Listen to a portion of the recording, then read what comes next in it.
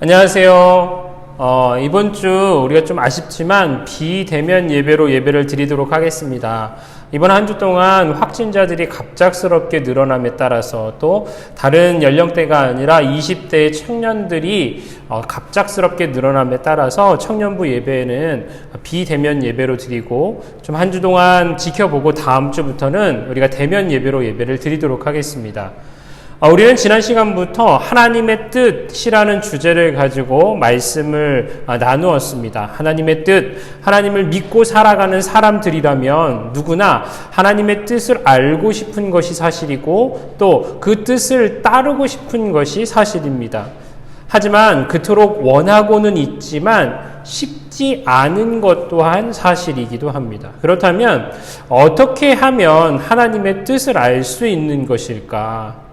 그것은 다름 아닌 성경이라는 하나님의 말씀을 통하여서 하나님의 뜻을 알 수 있는데, 우리가 지난 시간 나눈 말씀을 보면 성경에 나타난 하나님의 뜻, 가장 먼저 나타난 뜻은 거룩하라 라는 것이었습니다. 나 여호와가 거룩하니 너희도 거룩하라 라는 것이었습니다. 그러나 하나님은 이 거룩에 대해서 너무 추상적으로 말씀하시지 않고 자세하게 세세하게 성경을 통해서 말씀하십니다. 첫 번째는 부모를 섬기고 우상을 버리는 것이 거룩이다 라고 레위기 말씀을 통해서 말씀하시고, 또 모든 이들과 화목하게 살아가는 것이 거룩이고, 사회적 약자를 몰래 돕는 것도 거룩이고, 또 정직한 것, 하나님의 의로운 법을 실천하는 것, 이웃을 사랑하는 것, 이러한 모든 것이 하나님이 말씀하신 거룩이다라고 성경은 기록하고 있습니다. 그리고 무엇보다 이 시대에 우리가 거룩을 실천하며 살아갈 때에 우리가 그토록 외치고 있는 선한 영향력을 삶 가운데 나타내며 살아갈 수 있다라는 것입니다. 여러분, 지난 2주 동안 어떻게 거룩하게 살아오셨습니까? 혹시 그렇지 못했다면 지금부터라도 다시 거룩의 삶을 실천하여서 그 거룩으로 먼저 나 자신이 하나님 앞에 온전하게 세워지고, 더 나아가서는 세상 가운데 선한 영향력을 나타내는 믿음의 사람들이 되시기를 간절히 소망합니다. 오늘은 하나님의 뜻 두 번째 시간인데, 여러분, 하나님께서 이스라엘 백성들을 약속의 땅, 가나안 땅으로 이끄시기 전 모세를 통하여서 계명을 주셨고, 그 율법을 통하여서 하나님의 자녀답게 살아가는 것이 무엇인지에 대해서 가르치셨습니다. 또 신명기 말씀을 통해서는 하나님의 뜻인 그 거룩한 삶에 대해서 다시 반복적으로 이야기하면서 가나안 땅에 들어가기 전에 너희들이 어떻게 살아가야 한다라는 것을 가르쳐 주셨습니다. 가나안 땅에 들어가기 전에 하나님은 이렇게 말씀하십니다. 오직 강하고 극히 담대하여 나의 종 모세가 내게 명령한 그 율법을 다 지켜 행하고 우로나 자로나 치우치지 말라. 그리하면 어디로 가든지 형통하리니 이 율법책을 내 입에서 떠나지 말게 하며 주야로 그것을 묵상하여 그 안에 기록된 대로 다 지켜 행하라. 그리하면 내 길이 평탄하게 될 것이며 내가 형통하리라 라고 성경은 말씀하고 있습니다. 그리고 만일 너희가 이와 반대되는 모습으로 살아가게 된다면, 하나님의 말씀을 지켜 행하지 않게 된다면 너희는 멸절될 것이고 멸망하게 될 것이다 라고 성경은 분명하게 기록하고 있습니다. 그런데 이스라엘 백성들의 선택은 어땠습니까? 이렇게 표현하는 것이 이상하게 들릴 수 있지만, 가나안 땅에 들어가자마자 이스라엘 백성들은 그 땅 사람들이 섬기고 있는 바알이라는 그 신의 매력에 빠져버리게 되었습니다. 당시 이스라엘 백성들은 유목 생활을 하는 유목민들이었습니다. 유목민의 삶을 살아왔었지만 가나안 땅에 도착하게 되면서 가나안 사람들과 같이 정착하며 사는 농경민들이 되었습니다. 그리고 이 농경의 삶에서 가장 중요한 것은 날씨였습니다. 다시 말해서 때를 따라 내리는 비와 알맞은 기후가 굉장히 중요했는데, 가나안 사람들은 이 모든 것을 주관하는 것을 바로 바알과 아스다롯이라는 신이 그것을 주장한다라고 믿고 있었습니다. 이후 그들 가운데 함께 살면서 이스라엘 백성들은 그 가나안 사람들을 다 몰아내야만 했지만 그렇게 하지 않고 동거하면서 자연스럽게 그들의 농경 생활과 그 농경 생활을 주장한다고 생각하는 바알 신, 이방 신을 받아들이게 되었습니다. 뿐만 아니라 바알을 섬기는 그 제사는 이전에도 계속 말씀드렸지만 쾌락의 제사였습니다. 제사 행위 자체가 문란한 성행위가 난무하는 것이었기 때문에 그들은 이방신인 바알에 더욱더 빠져 들게 되었다라는 것입니다. 그리고 그 대가는 극심한 고통뿐이었습니다. 하나님이 백성이 하나님과의 관계가 무너지면서 모든 것을 잃고 극심한 고통 가운데 살아가게 되었다라는 것입니다. 그래서 오늘 본문의 말씀인 사사기의 말씀을 보면 무엇라고 기록하고 있습니까? 이방의 신을 섬기는 여러 나라에게 압제되어서 그들에게 고통을 당하는 것이 반복되어서 일어나고 있음을 성경은 말하고 있습니다.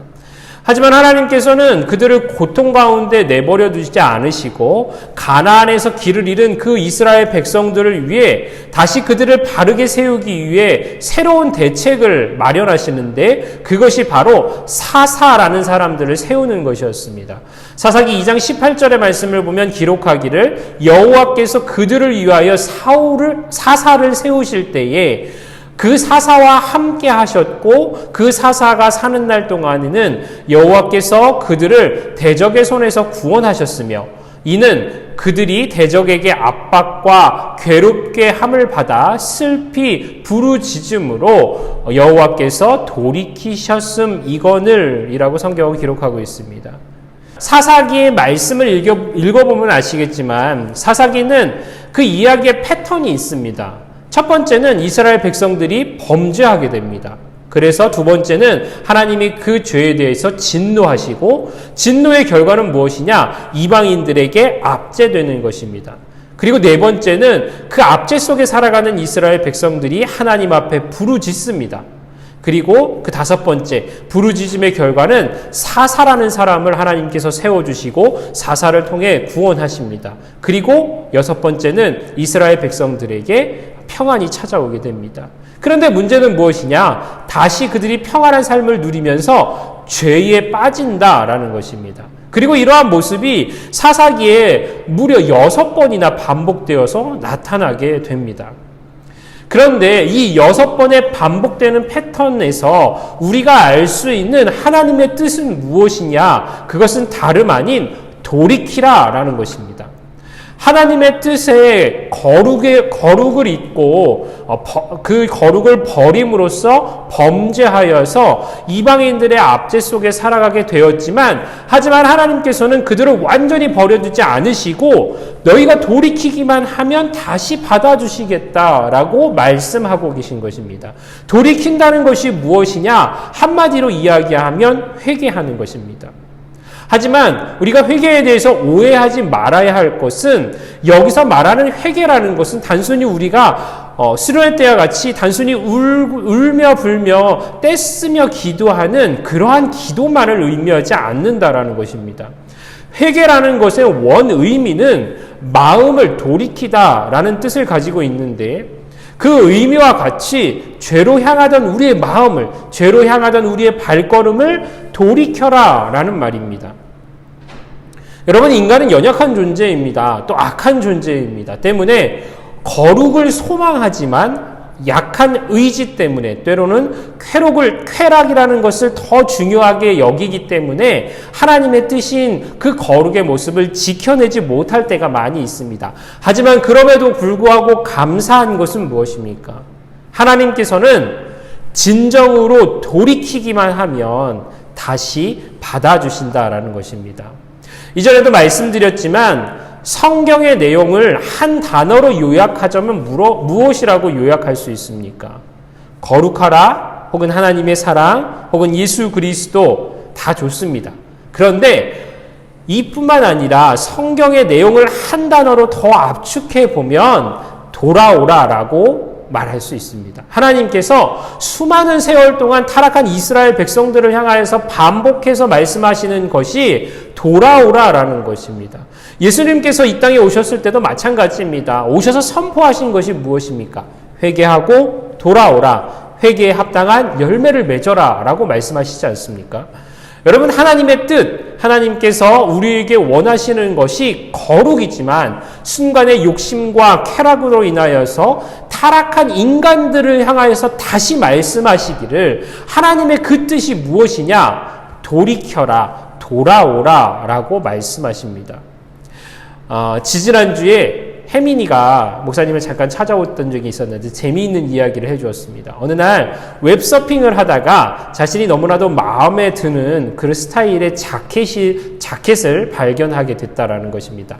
아무 생각 없이 살펴보다가 그 자켓에 써져 있는 영어 문구를 읽게 되었는데 그 자켓에 이사야라고 써져 있었다라고 합니다. 너무 깜짝 놀라서 자세히 보니까 이사야 41장 10절이라고 등 자켓에 이렇게 써져 있었다라는 것입니다. 그 내용이 뭐냐? 두려워하지 말라. 내가 너와 함께 함이니라.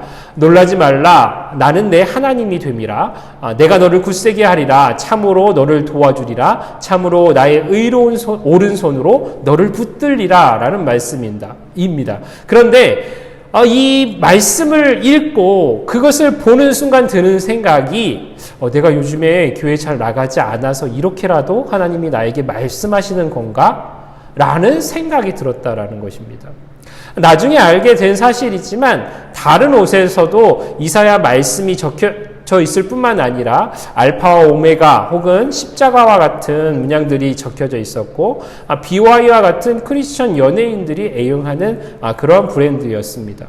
여러분, 제가 왜 이 말씀을 드리냐 하면 성경의 말씀을 통해 상황과 환경을 통해 혹 다른 어떠한 방법을 통해 하나님께서는 우리에게 하나님의 뜻을 말씀하십니다. 거룩하라 말씀하시기도 하지만 오늘 말씀과 같이 다시 돌이켜라, 다시 돌아오라, 거룩의 모습을 회복하라, 돌이키기를 원하고 계시고 말씀하고 계신다라는 것입니다.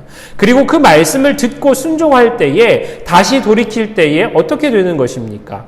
다시 하나님의 뜻대로 살아가게 되기 시작하는 것입니다. 여러분, 오늘 우리에게 하나님은 말씀하십니다. 거룩하라 라고 말씀하시고 또 그 거룩의 모습을 잃어버리고 살아가는 사람들에게 다시 돌이켜서 나에게 돌아오라 라고 말씀하십니다. 그리고 이것이 우리를 향한 하나님의 또 다른 뜻이라는 것입니다. 여러분, 거룩의 모습으로 살아가고 싶지만 여러 가지 상황과 환경 때문에 혹은 내 욕심 때문에 거룩의 모습을 잃어버리고 살아가고 있지는 않습니까? 또 반복적으로 죄를 짓는 나의 모습이 혹은 한심하게 느껴질 때가 있지는 않으십니까? 하지만 그 가운데 돌이키기를 원하시어 말씀하시는 그 하나님의 말씀에 귀를 기울이시는 모든 분들이 되시길 간절히 소망합니다. 하나님이 우리가 그러한 죄악 가운데 있다 할지라도 다시 돌아오기를 원하시는 분이라는 것을 여러분 잊지 마시고 그 사실을 기억하여 돌이키기를 힘쓰는 믿음의 사람들이 되기를 소망합니다. 그때에 탕자가 아버지께로 돌아왔을 때에 아버지가 따뜻하게 맞이해 주신 것처럼 하나님도 저와 여러분을 따뜻하게 맞아주시고 다시 힘을 주시고 응원해 주셔서 우리가 바른 모습으로 세워져 나아가도록 하나님께서 만들어 주실 것입니다. 하나님이 우리에게 말씀하십니다. 돌이켜라. 다시 죄에서 그 죄로 향한 마음을 돌이켜라 라고 말씀하고 있습니다. 이제 우리가 하나님의 뜻을 알았다면 그것을 삶 가운데 실행하는 것입니다. 바라기는 그동안 죄로 향하였던 우리의 마음과 삶의 방향을 돌이키는 믿음의 사람들이 되기를 소망합니다. 돌이키기를 힘써 노력하는 사람들이 되기를 소망합니다. 오늘의 말씀을 가볍게 여기지 말고 돌이키기를 원하시는 하나님의 말씀에 귀를 기울여서 더욱더 우리의 몸과 마음을, 우리의 삶을, 우리의 모습을 하나님 앞에 거룩하게 세워나가는 저와 여러분 모두가 되시기를 간절히 축원합니다.